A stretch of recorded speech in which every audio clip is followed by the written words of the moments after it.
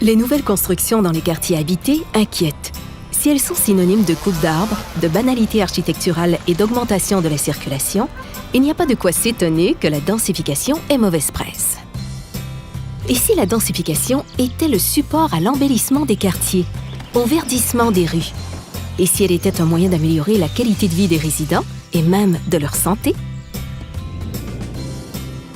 En agissant sur plusieurs plans, la construction de nouveaux logements devient positive.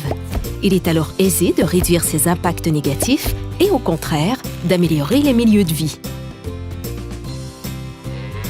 D'entrée de jeu, la densification permet de préserver des territoires agricoles et des milieux naturels au pourtour des villes.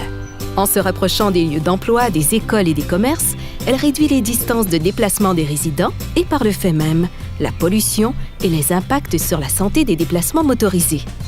Mais aussi, quand on prend soin de verdir les projets de densification, on peut améliorer le quotidien des citoyens.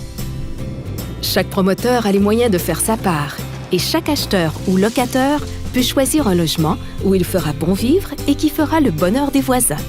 En misant sur une bonne localisation, sur la conservation des arbres existants, l'aménagement de noues paysagères, de toits verts, de grands balcons verdis, de potagers partagés et d'aires pour le jeu, on construit des logements agréables qui répondent aux besoins des résidents. Avec les stratégies de densification verte, tout le monde y gagne.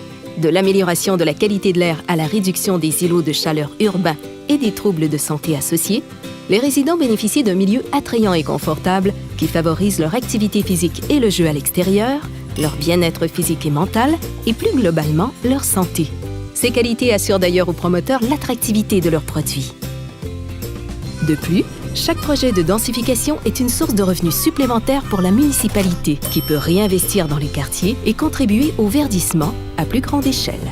La densification verte, c'est possible. Il suffit d'appliquer les bonnes stratégies.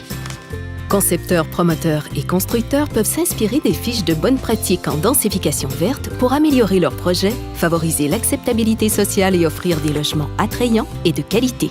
Et surtout, pour une population en meilleure santé.